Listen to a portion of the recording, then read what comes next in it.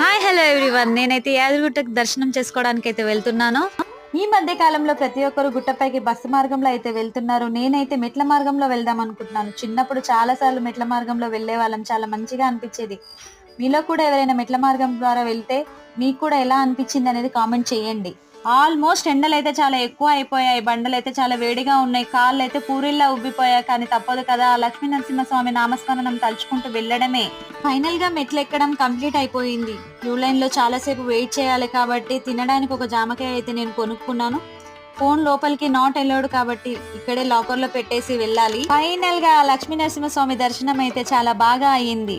Please friends, మన ఛానల్ని అయితే సబ్స్క్రైబ్ చేయకుండా మాత్రం మర్చిపోకండి. అలాగే కామెంట్ చేయండి, లైక్ చేయండి.